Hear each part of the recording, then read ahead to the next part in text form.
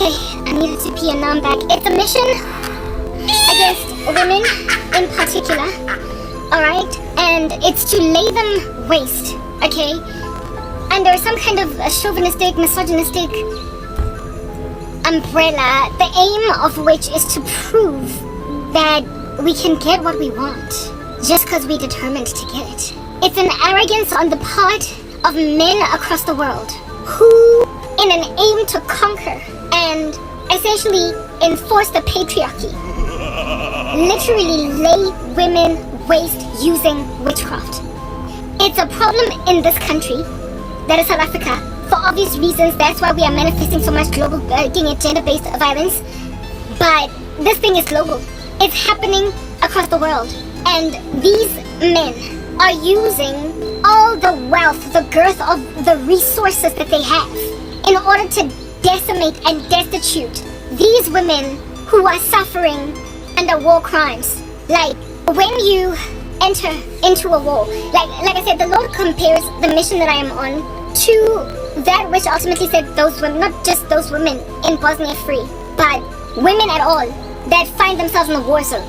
The goal at the end of this is to outlaw rape as a war crime, not as a war crime, but outlaw rape as a war weapon, as a weapon of war, and to criminalize militants who decide that women's bodies are up for grabs insofar as they belong to the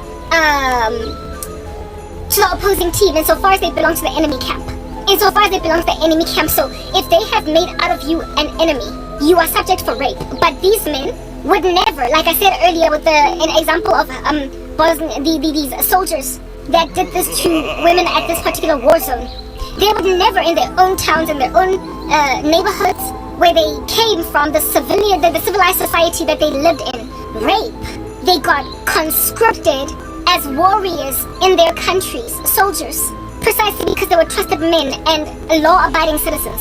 They got sent to war to honorably fight on behalf of their countries, and so they would never ever break out into the hives of rape in their own backyards, in street corners, lurking in their own environments.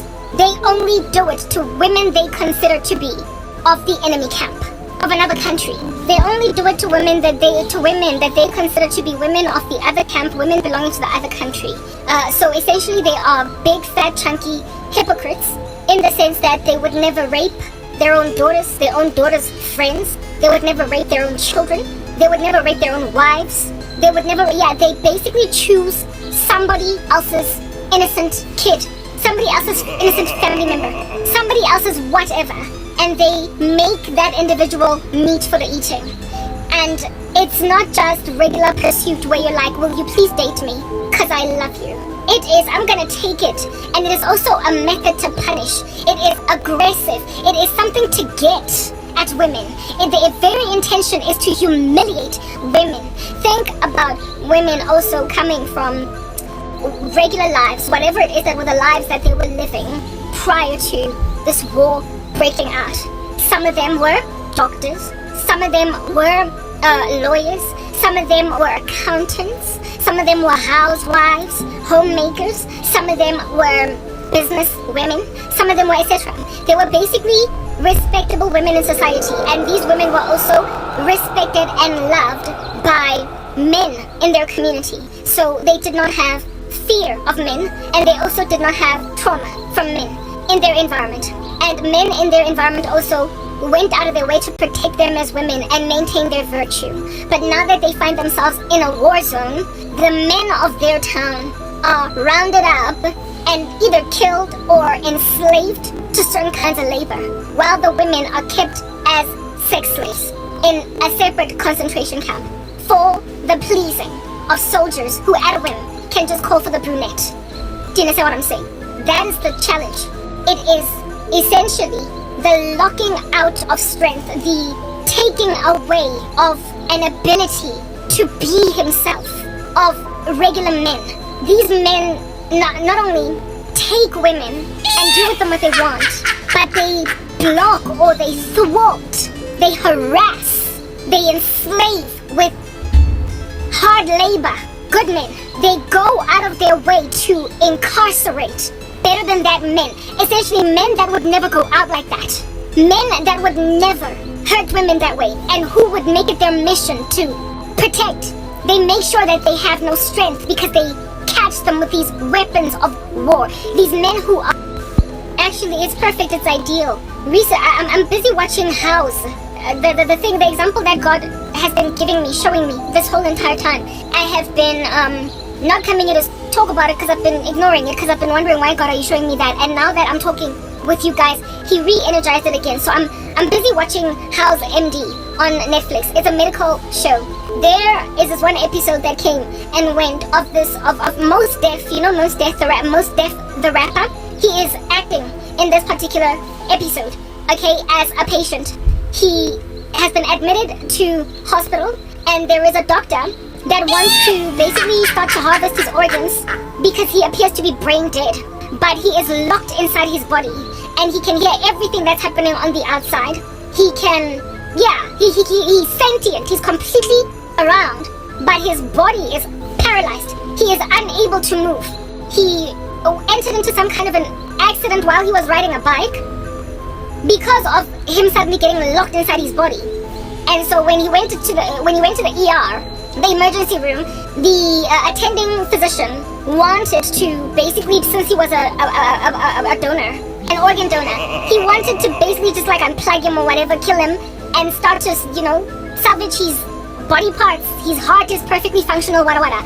And as he's busy saying that his heart is perfectly functional, wada wada, he's talking inside his head, inside this body that's just like still, like dead, like it looked like his eyes are open and he's not moving. It's just like still, dead still.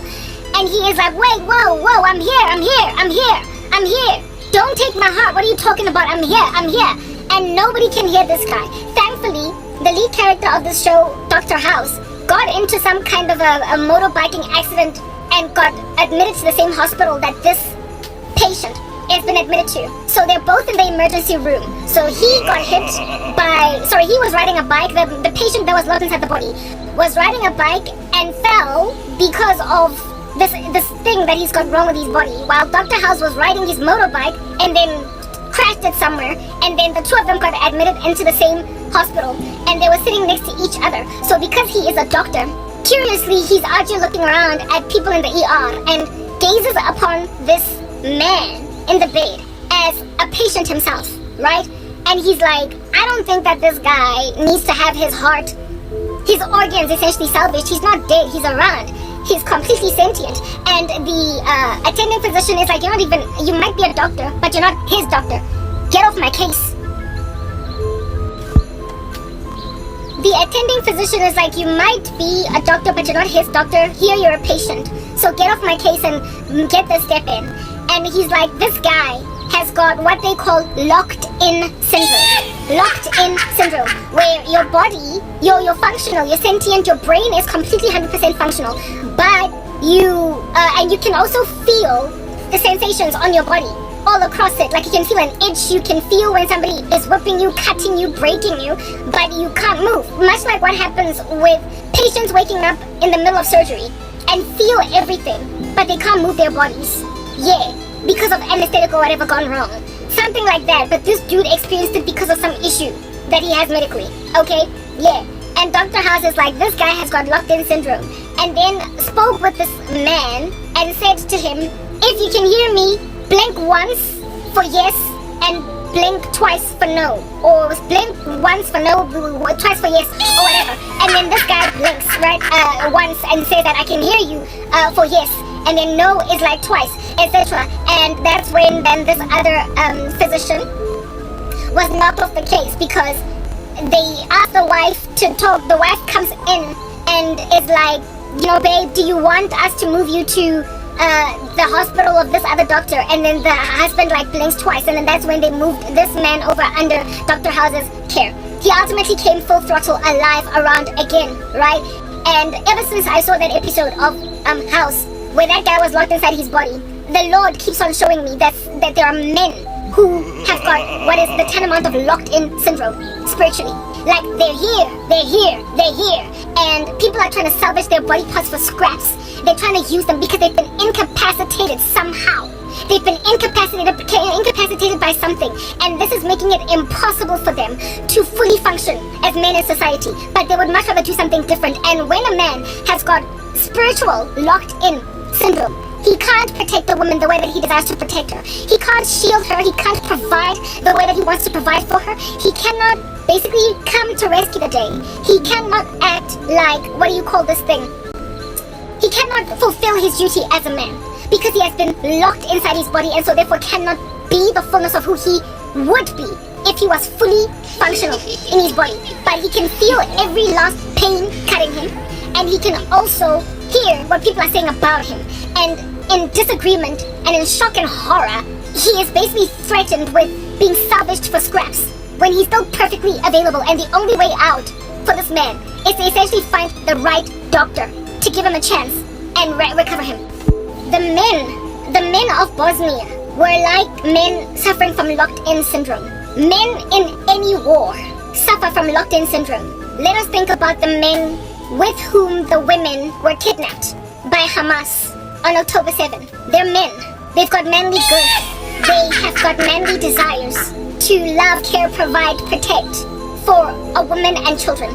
But when you have got men with weaponry encircling you, when they are making you strip naked and are hosing you down with a hose pipe, when they are malnourishing you, when they're threatening your life, you get reduced to a child whose hands are tied when their mom is seizing on the floor with an epileptic fit. You know something is wrong, but you're locked in. You don't have enough resources in and of yourself.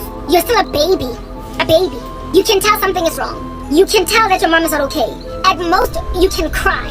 But unless somebody big comes in and has the back of the baby, and unless somebody comes in and has the back of the mom, calls the medics, everybody's in danger. The child will die from neglect, and the mom will die from whatever has taken her over. Do you understand?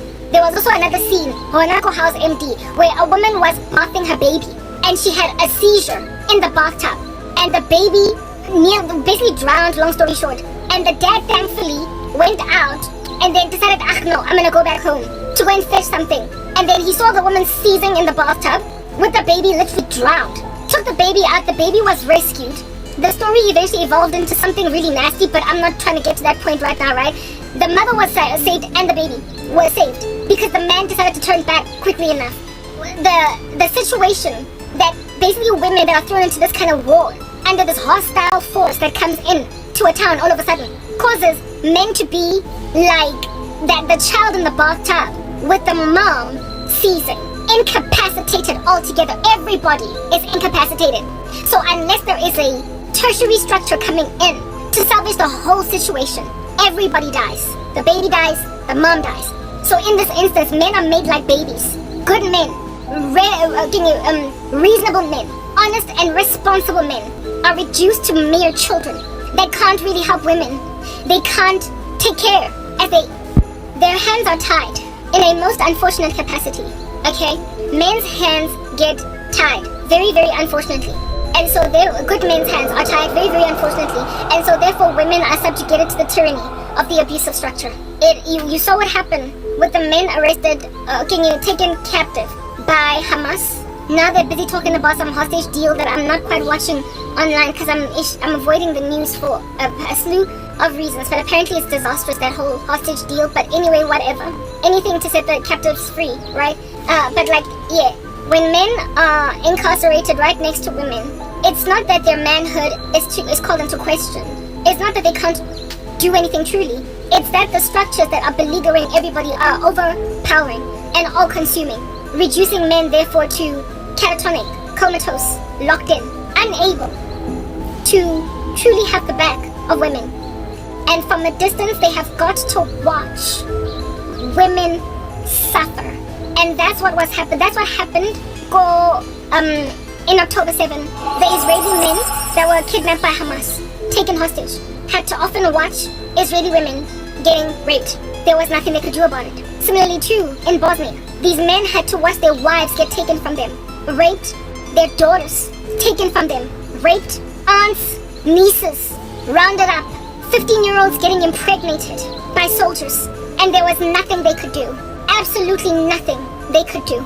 If you've seen 12 Years a Slave as well, this was a problem with slavery too, where black women oftentimes were taken by white masters and raped. Henceforth, like what mixed babies would come forth. Some of these mixed babies, of which were not necessarily as a result of rape, but a black girl and a white guy falling in love and it being too taboo. And so the whole situation getting, I don't know what, written off as whatever. But sometimes it was rape. A lot of times, quite the chunky majority of the time it was rape. As opposed to getting in two rebels, as opposed to a Romeo and Juliet situation, was largely rape. Okay? And these women who got raped by slave masters, it's not that black men could not rescue women from being raped. It's not that they couldn't rescue their wives, their nieces, their cousins, their aunts, their moms, their sisters. It's not that they could not help but watch it.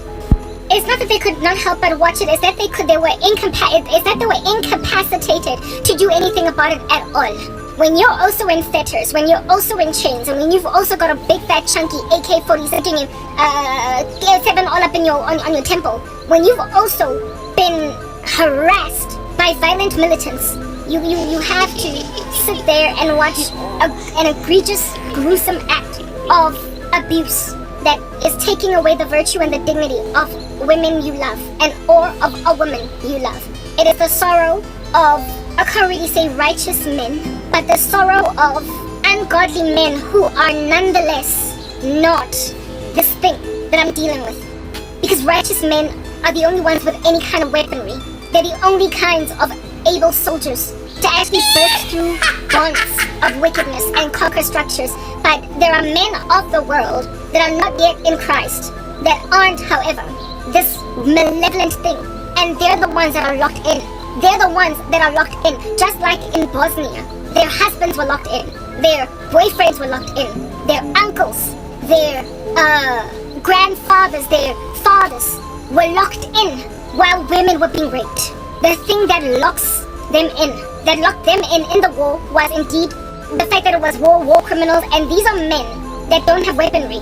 These are men who are in the world are not warriors, even in the slightest, spiritually.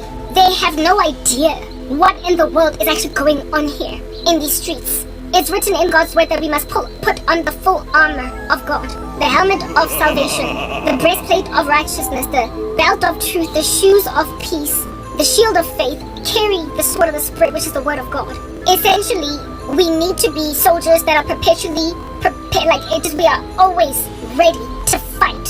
The Bible says that the Lord has sent us out as sheep among wolves, therefore we must be innocent as doves, though shrewd as snakes. We are warriors. We fight as saints of the living God. But men and women who don't know Christ are often called sleepy. They're called civilians, while the rest of us in Christ are called soldiers, and we are implored not to partake in civilian affairs. Okay, I ran out of space and I had to turn my phone off and on after deleting because iPhone will give you problems like that. So, yeah. I was talking about, yes, civilian affairs. The people of the world are described as sleepy. The people of the world are described as civilians as opposed to as soldiers. But if you think about what happened on October 7th, after Hamas raided the kibbutz and the music festival, they went and they grabbed men and women who were in the reserves, and they had to fight. Now, because their country was in danger, and the person that made this decree was the president of the land or the prime minister. Do you understand?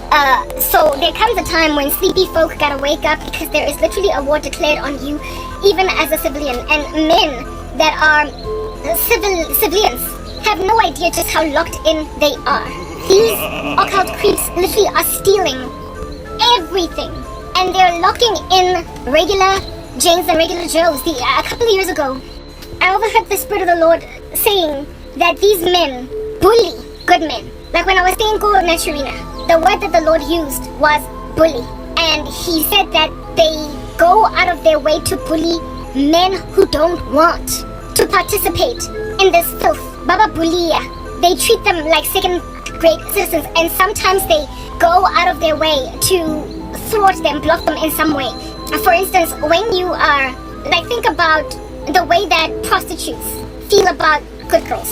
They tend to avoid them in totality because they feel some kind of way. In the climate of these women, they prefer to encircle themselves with each other. They make friends out of each other because they're living a lifestyle that is generally frowned upon by the regular man and the regular woman on the street. If 10 prostitutes were to be in the same room with a virgin, they're going to make that virgin's life a living nightmare. They're not just going to leave her alone. They're going to bully her, traumatize her. They're going to call out whatever it is that this virgin might lack and use it against her, because it's their way of coping with the fact that they're doing something that they understand inherently as wrong. So they make the life of the virgin nightmarish, just like in the case of Cain and Abel. Wicked men that twala, that carry in order to make wealth, can't stand honest men. And so they, just like in the case of the prostitute, they go out of their way to limit or restrict the ability that regular man, the abilities that regular men can effect, what they can walk in. Essentially, they become terroristic to society. If you are not involved in dark arts, if you're not using magic, you're not going to be okay in life. You're not going to get a job. You're not going to thrive. Everything you start is going to go to dust. Everything you look at is going to just fizzle away. Everything you talk about, they cause men and women that basically deserve each other or that are good for each other to elude each other. They orchestrate romances with themselves, with good women that ought be better stewarded and will indeed be better stewarded by better men. So essentially they take away good girls from decent men, and they take away good men from decent girls, and they mix themselves with these people.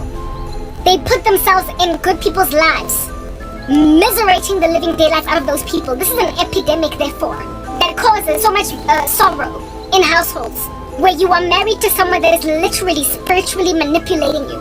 You are married to a man, he won't leave you alone. Or you are married to a woman that's always sprinkling your drink with dirt. You can't move left or right, you can't do what you want to do. When you've got one foot out the door, when your suitcases are packed, you get reeled back in with witchcraft. It's a war. And if you are a civilian, you are going to be incarcerated and be reduced to a baby as a man. You will watch good girls get taken away by worthless men, raped, have babies put in their stomachs, and put at the mercy of those who are going to make worthwhile women prostitutes. They literally attempt to convert good girls into whores. And when you are kidnapped right next to the woman that is being raped repeatedly all day long, there is nothing you can do about it as a man. And civilian men are like that. Men of the world can do nothing about the spiritual war declared on women, because they're not soldiers.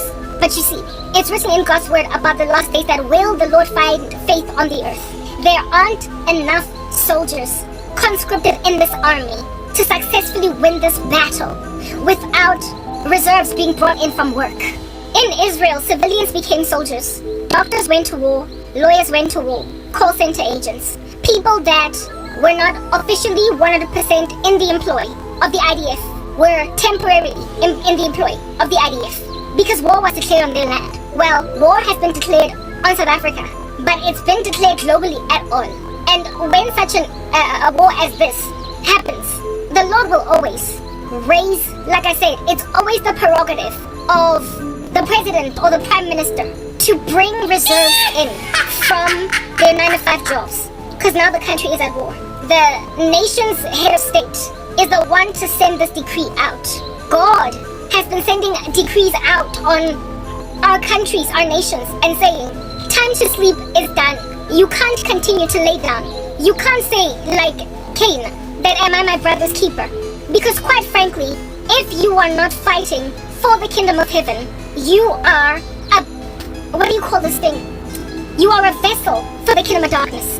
You are a decoy. You are at the mercy of these worthless creeps, because they will round you up. Listen, in Bosnia, okay, the soldiers of the opposite camp, the soldiers of the opposite camp, of the camp of the soldiers belonging to the country where the women were raped, okay, were at war themselves. They were fighting. They were trying to set back the militants. They had their own thing to do.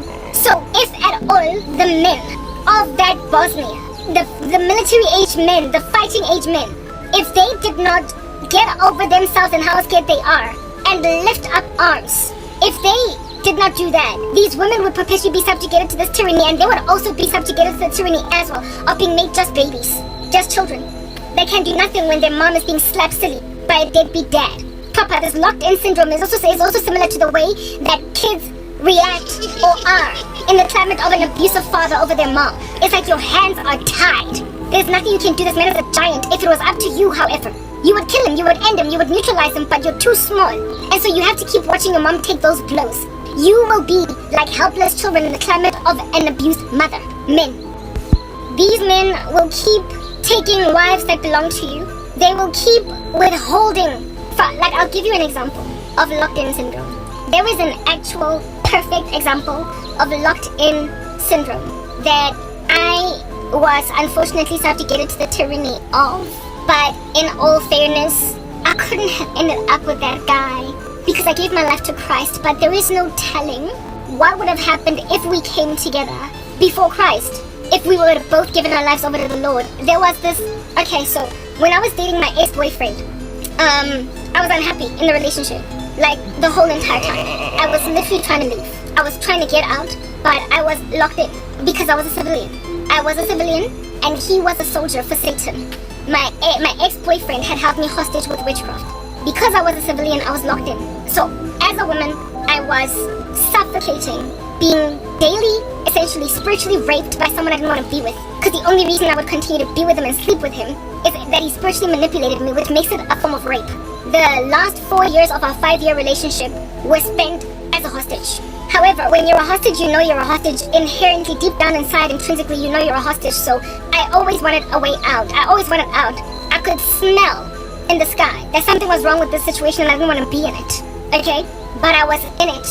I was with a man that was manipulating me spiritually. And if I did not get rescued by Jesus Christ at some point, I would have married him. So I'm grateful that God saved me. That's why earlier I said that God called me for this work, because I not only was a victim, but now I'm a conqueror. Because I'm a soldier now. I broke out of that which has incarcerated many people in this country, in this world at large. My ex-boyfriend had held me hostage with witchcraft in the relationship, right? There was a time when I used to work out. So hold on to the fact that I had locked-in syndrome. I was dating this man who had locked me in. And then there was a time when I wanted to lose weight around the 2010 World Cup. So my ex and I started dating in 2006, and this was now 2010. No, it was 2009, not 10. It was 2009, not 10, because when I stopped working out was around the 2010 World Cup. And I can't remember if the World Cup happens around winter or summer, but I would imagine it was definitely winter, so it was around August, September, meaning that this whole thing of mine was either early 2010 or 2009, right? So basically 3 years into our relationship, I started working out. I went to a dietitian that was awarded me by my company. The company that I worked for, MTN, used to give us all of these like random crazy free services that would get paid by our medical aid, CAMF, wada. So there was an on-site dietitian that came and gave us like a speech or whatever in one of the CAMF road shows. Like the medical aid that was CAMF did a road show at work to show us their services, all that they're offering. And one of the people that came there to speak was a dietitian. I gained a lot of weight when I was with my ex-boyfriend. I was on Dian 35, which is a contraceptive pill. And so I knew that I needed to lose weight. And I had tried to do it on my own. I wasn't exactly obese, but I had a lot of water retention from the pill. And I wanted to get in shape. I had aspirations of being fit one day. So I took the services of this dietitian lady to go and see her. And she gave me a health plan and everything, wada. And then she also, of course, it came highly recommended that I go to the gymnasium. Right next to the plans for diet were also offered plans for a cheapened up, what do you call this, like Virgin Active plan. So I started going to the gym and I really disciplined myself. I was both a student, I was working, but I still disciplined myself after lectures because the gym used to close at like 10 p.m. at night. Yeah, I used to discipline myself to go to the gym every single day. And I started to, because when you're on a diet plan or when you're doing this thing, when you're working out, you know how you tell the world, ooh, I'm going to the gym every day. You're all excited about your journey. I also started to lose weight, and the dietitian would take my measurements, and people would be like, you're losing weight nicely, you look good. You're losing weight nicely, you look good. So because I was working out and because I was here, I was very vocal about how it is that almost every day I'm at the gym. I'm so disciplined because I wanted my colleagues to find me impressive. One of my colleagues who was a gym buff, okay, noticed that I am losing weight, but I was not gaining muscle, okay? I was losing weight, but I was not gaining muscle because I was still, same old Karabo, getting thinner, but I was still soft, my muscles are like very, very soft. I was still pudgy, that type of establishment thing. And this dude was thick. He was like a beefcake of muscle, okay? And he was known for the gym stuff. He was the gym guy. He was very muscular. Like he couldn't even put his hands next to his body properly. He looked like Danny Bravo, but like Wamkab, whatever. There was a very buff gym guy in our team, and he was like, Karabo, you've been going to the gym. Congratulations, I can see you losing weight. Well done. But you need to have a well-rounded gymnasium schedule. You need to basically incorporate strength and cardio. And I can see from the way that you look. He was like, I can see from the way that you look that you only do cardio. I was like, you're not wrong. I've been wanting to do strength, but I am deathly scared of those lifting machines, those circuit training machines. I feel like I'm gonna look stupid. I feel like I'm gonna look dumb. And the people there look very serious with life. And I don't want to just sit among them looking like I don't know what I'm doing. So I just kind of chill where everybody else that's starting out of the gym chills. I'm at the stepper, I'm at the cycling machine, I am at the treadmills, because that's what a lot of people who are first introducing themselves to the gymnasium are at. They're comfortable there, and that's where all the pudgy ladies are at. That's where all the pudgy dudes, that's where all the people with the judges are at. So I'm just gonna stick with who I know, so I don't make a fool out of myself. The intention is to pay a personal trainer one day to basically help me out with starting to do strength training. He's going to show me around the ropes and be with me when I'm at those machines, so I don't feel really dumb. You know what I mean? And when I told him this, that I'm waiting to basically be able to afford, because I was literally calculating it in my mind. This person, I had already spoken to this one personal trainer, and he had quoted me like 3,000 rands over for like sessions that would happen over like 4 or 5 months or whatever. And I was deeply considering taking this guy's offer up, so I could, okay, all my videos are done. Wonderful. Yeah, I was deeply considering taking up the services of this personal trainer, and so I tell this colleague that, no, but there's a personal trainer, he costs this much, and I think he's reasonable, but I need to save up the money, because, I mean, goodness, I'm paying for this and I'm paying for that, blah, blah, I've got school, I've got what, stage space. And so here's this, like, gym buff guy on some, hey, look, ain't no need for you to go and pay no big money like that. Ain't no need for you to go and pay anybody a whole chunk of dough in order for you to get fit. I can train you, right? I can train you, but in order for me to train you, you'd have to come to my gymnasium.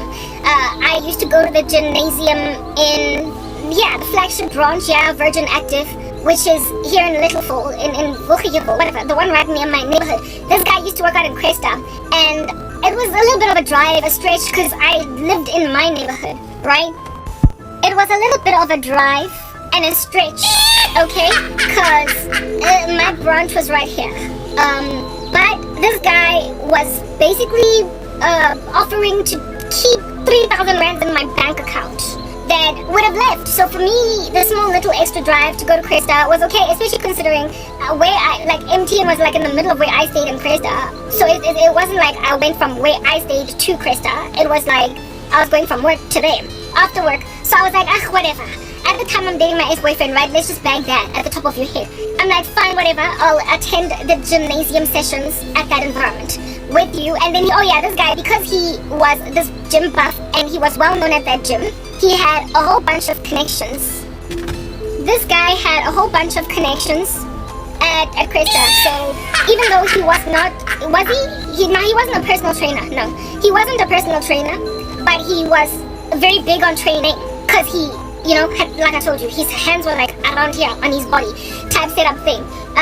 Because he was well known at that gymnasium and out here constantly calling people, helping that gym gain more people, they used to give him these like tickets to say that a person can, if you give people these, we will, basically he got perks for promoting that Virgin Active. That's what I'm getting at.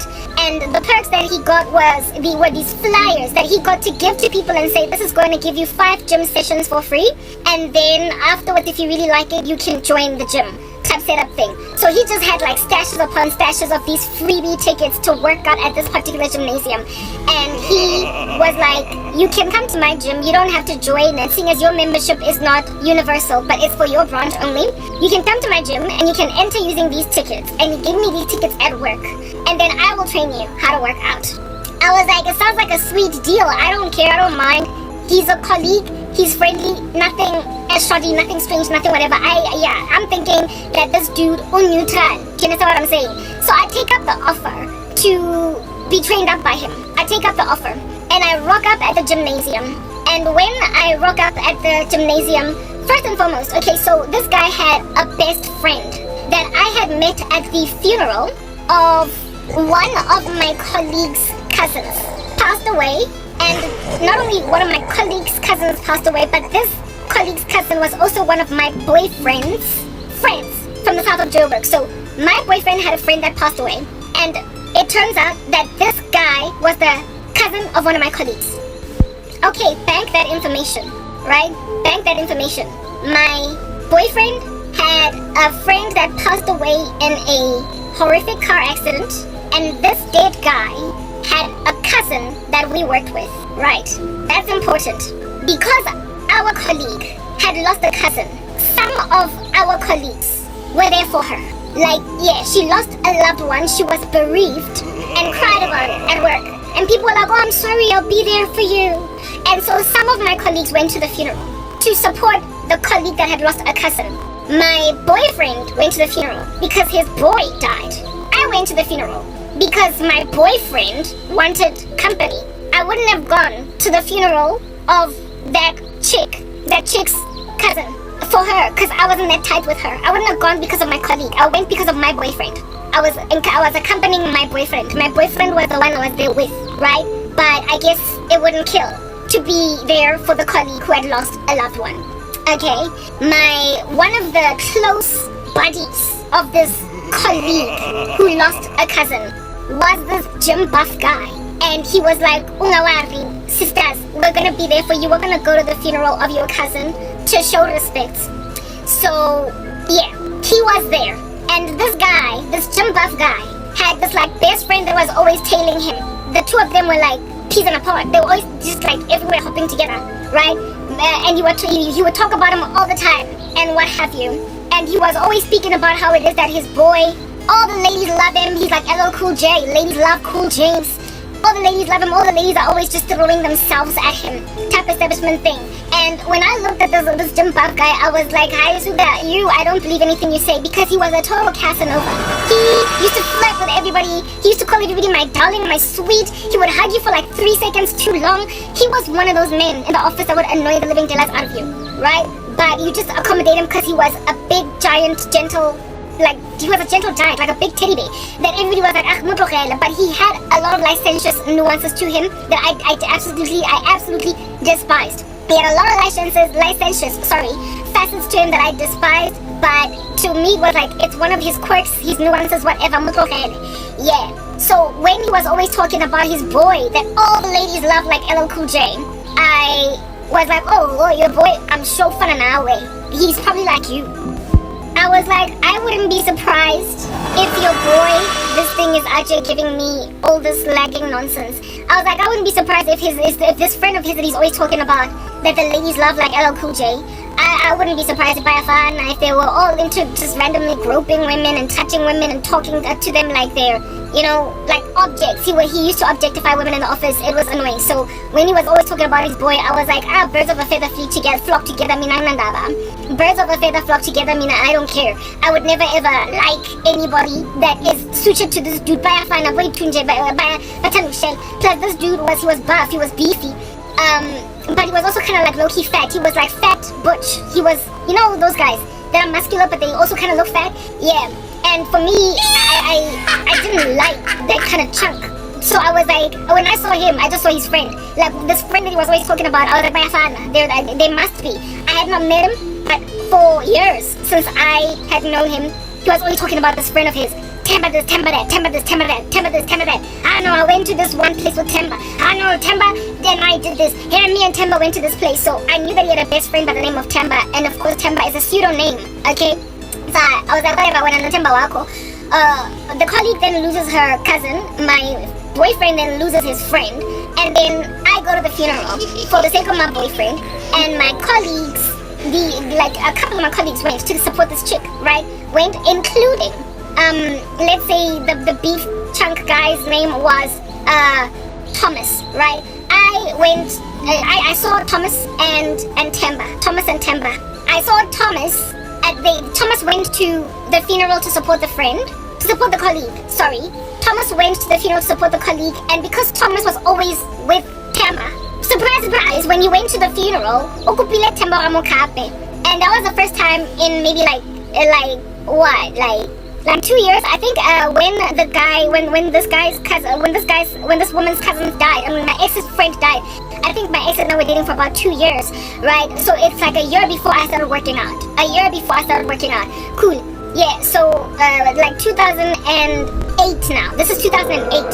So in 2008, this guy passes away, and then we go to the funeral, and I meet Temba for the first time. We've been hearing about Temba for years, right? This guy can do nothing but talk about Temba. He's on the tip of his tongue, because they're tight, right? I then meet the man behind the speeches. I meet Temba, and yo guys, if I tell you I got it, like I understood. Okay, my phone is giving me grief and whatnot. I've got such space restrictions. Next time I'm not gonna record on this iPhone, but I started here, so I'm gonna finish here. Okay, yeah, that's why it's good. Utemba, I finally met him, and when I met him after 2 years of hearing a lot about him, I was like, I got it. I was at this funeral with my boyfriend, right? And when I saw Temba, when Thomas was like, oh, this is my boy Temba, you know, the one I'm always talking about. I was like, hi, how is it? Nice to meet you. I'm Karabo, etc. Of course I was neutral and whatnot because I was with my boyfriend, but the thing that his boy was talking about, you know how his friend was always like, all the ladies love Cool J, like LL Cool J. All the ladies love Temba. I was like, I can see it. I understand now. I understand why the ladies be out here throwing themselves on this guy. He was such a handsome man. He was just the right kind of beefy. He was just the right kind of chunky, orky. He was not the kind of, like, he was just perfect. Yeah, he was a perfect man. He was like an alpha male. You could tell that he worked out, but he wasn't fat, orky. He was built. He was a beautiful man, okay? And when I saw him, and he was tall, just like Thomas was tall too. He was tall just like Thomas, but he had like definition in the way that Thomas did. He was basically, I understood why ladies love Cool James, except it wasn't James, it was Thomas. He was LL Cool T, not Temba, so he was Temba, LL Cool T. He was LL Cool T. He was ladies love Cool Temba. Ladies love Cool Temba. He was a really handsome man, right? And I, just in a very normal reaction as a woman, seeing a good-looking man, I was like, wow, that guy is something else. He's so good-looking, right? That's what I thought. I didn't flirt with him. I was with my boyfriend. I wasn't trying to pull stunts or anything like that, but I did acknowledge in my bones that, okay, I can see what dude was talking about. I can see what my colleague was talking about. And in terms of our rapport at that funeral, at the end, we all sat together, right? You know how it is at funerals. He was such good peoples. He was sweet, he was nice, he was full of laughter, and he was not licentious like his boy, right? At least not at face value. He was really good peoples, like really, really good peoples. So I was like, this guy's cool, like he's really cool, like he's such a cool dude. Anyway, whatever, left it there. I was not flirting with him, I was not trying to do anything with this guy, nothing at all. Literally, absolutely zero. Just an acknowledgement in me, however, that, well, he is actually really cute. So going forward, every time my colleague would speak about his boy Temba, I knew what in the world he was talking about. A year later, I started working out, okay? Because I needed to come down. I figured I needed to lose some weight. A type establishment thing. That happens a year down the line, alright? From meeting Temba at the funeral, right? A year progresses. I'm still with my boyfriend, and this is now me and my boyfriend's literal final year together, okay? And I'm out here, World Cup 2010 happens and Gumnandi, whatnot. No, but even before the World Cup, like the World Cup made me stop working out because Philip was here and me, I was feeling Philip so really and truly, like, yeah, it was rough to stay fit.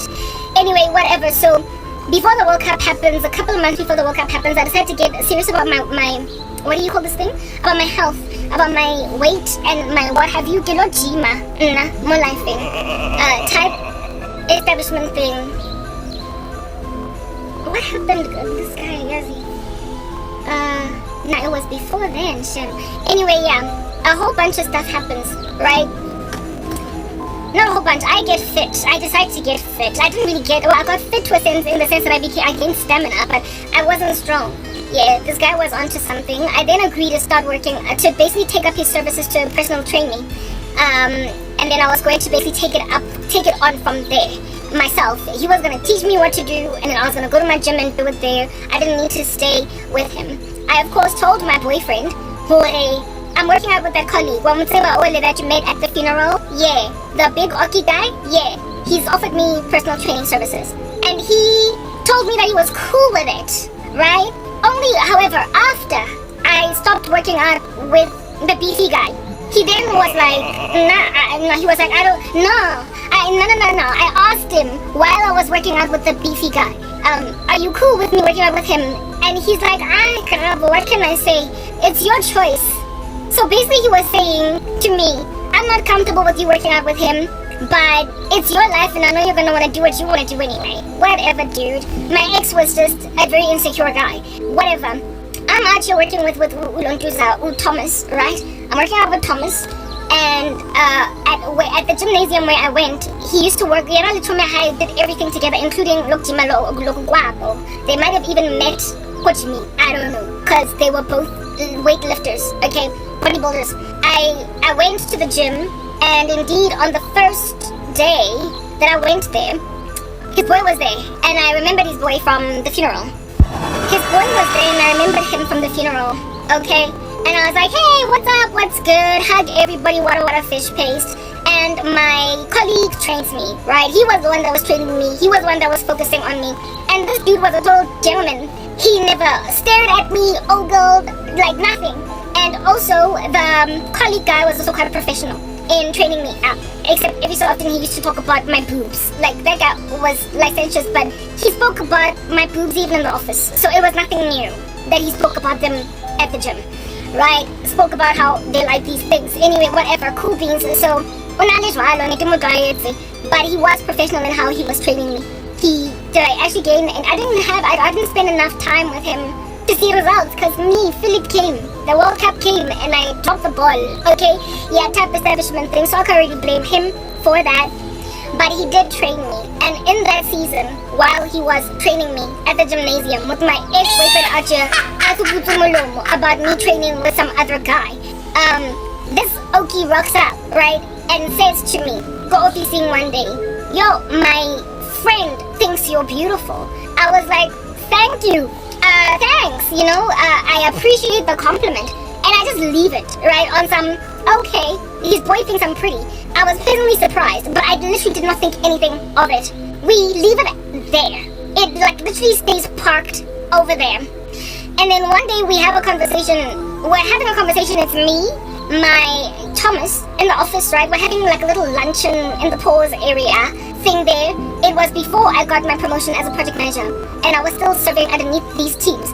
We're having some kind of coffee break, and I'm chilling with Thomas and two other guys, and it's me, and we're all just sipping on vending machine coffee, right? Yeah. And then they start talking about beautiful women in the office, and I'm like, sitting there all uncomfortable on some hand, because then you're gonna speak smack and y'all just have no discretion, right? But anyway, they spoke about women, and they were like, and then this guy says to me, you, Karabo, I never used to think you were beautiful. Ain't no woman trying to hear that. He literally tells me that I didn't think you were pretty until our colleague, this one white guy, and let's say his name was Jonathan. He was like, until Jonathan, we asked Jonathan, who do you think is the most beautiful woman in the team? And this was at the very beginning, like a year and a half ago, when everybody was just starting out in that team. And then as men, you know how they have these silly conversations. As men, because they keep having these silly conversations with each other, he then speaks, because at that stage they were speaking about beautiful women. And then he highlights some other season when they were speaking about beautiful women at the beginning of all of our tenure as working for MTL, so around 2009 there, somewhere. And there everybody was bright spanking new. And he said that, yeah, I never used to think when Karabo that you were beautiful. I thought you were just regular, nothing to write home about. Therein lies the colorism in the black community. I told you, when you're dark in complexion in the black community, or when you're not as bright as Yellowbone, men literally don't see you. They're blind to your beauty. Ababoni. Anyway, so this guy says to me that I never used to think you were beautiful until Jonathan. We once asked him, who do you think is the most beautiful woman in our department, in our team? And then Jonathan, some white dude, was like, Karabo, by far. I was so flattered because I always thought Jonathan was cute. And I also thought Jonathan liked this other one white chick, but it turns out that Jonathan thought I was pretty. Anyway, I was flattered and surprised. I was like, well, Jonathan thought I was pretty by far out of everybody in the team. I was out just chuffing myself with it. But he didn't just stop with mentioning Jonathan. He was like, yeah, I never used to think you were pretty Karabo until Jonathan highlighted it. And then I started to look at you deeply and I realized that you actually are kind of pretty. This guy, I just listened to him be with little discretion and I was like, what's going on? Naked cliency. Black men out here struggling to see a black woman's beauty when she's got a certain skin tone. I spoke about that the other day. And I spoke about how it is that these cameras out here are reflecting a certain lighting that can make me look lighter than normal. But in waking life, I'm like tophalax. My skin tone is like somewhere between black and light. Dark and light. Okay? Yeah. I just get walked right by the nose off in the climate of these coloristic men. Yeah. And then he's like, oh, and my colleague, not my colleague, sorry. My boy also thinks you're beautiful when he saw you the other day at the funeral. So at this stage, funerally, right? This is after the funeral, but before me working out. And he's like, yeah, my boy also saw you at the funeral. And I was like, whoa, she's so pretty. So now ever since Jonathan and Tamba happened to agree that you're pretty, so this guy never reached his own conclusion. He just ran with what other men said. He's like, so they think you're pretty. I therefore conclude that you must also be pretty. So I was like, okay, fine, whatever. So leave that there. So it turns out that, who is this Oki? Tamba at the funeral thought I was beautiful too, in the same way that I thought he was something special. And then it turned out, when I was busy working out with this dude with Thomas, he came to me one time at work and said to me, Tamba thinks you're so beautiful. And I was like, oh, thank you, right? So basically Tamba mentioned twice that he thought I was beautiful. I don't know if he merely mentioned that he thinks I'm pretty, or if he said, that was pretty. Is it possible if you can hook me up with her? I don't know if he raised it. What is true, however, is that he definitely knew that I had a boyfriend, because I went to the funeral with my boyfriend, and he was there at the funeral. We were all together with my boyfriend right there at the funeral, and then at the gymnasium, he knew that I had a boyfriend at the time, and it was the same boyfriend that I had at the funeral, right? So I can't tell you if at all Tamba out here said that I was beautiful, please hook me up if you have a boyfriend, or if he was like, she's just beautiful, just let it go. I don't know what's going on over there, but he certainly saw it fit to highlight it a few times and let my colleague know that that's what he was actually feeling, right? I was thinking about cool beans and bananas, right? I then start working out with the guy. This information comes to me. I think nothing. I think that, okay, so my colleague's best friend thinks I'm pretty and my colleague's best friend is hot stuff, but I am not even in the slightest thinking that maybe, just maybe, plus coupled with the fact that I'm Tembi, I didn't trust my colleague, so I could never ever be with his friend, because to me it was like birds of a feather. He was all over the show. He character assassinated just about every woman he slept with. He was a misogynist in the worst way and a chauvinist, and so while he was okay at an arm's length to be a colleague and a friend, he certainly could never be more than that. I could never ever recommend him to any of my girls, because he to me was just oozing, he was giving, and loving in a relationship. I could not see this man love a woman because he was just so chauvinistic. He was also objectifying, like extremely objectifying of women, and he never changed her like underwear. So now for me, I could never, I wrote off his friend's character based on him, even though I had experienced his friend's character Briefly at the funeral, he was a lot more decent and cordial, and of course all the days when I was at the gymnasium, he was total good people's. He kept himself at a healthy distance. He greeted. He was good people's. There was nothing licentious about him. He did not flirt. He was not heavy with flirtation.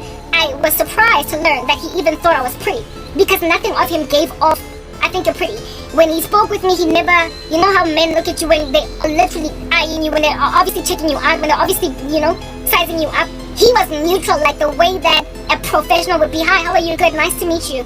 And when you out here laughing, everybody, he's laughing at jokes and he's looking away and then looking that way, but nothing gave off he likes me. He just gave off, what a nice guy. He's so sweet. That's all that this guy gave off. I could never have picked it up from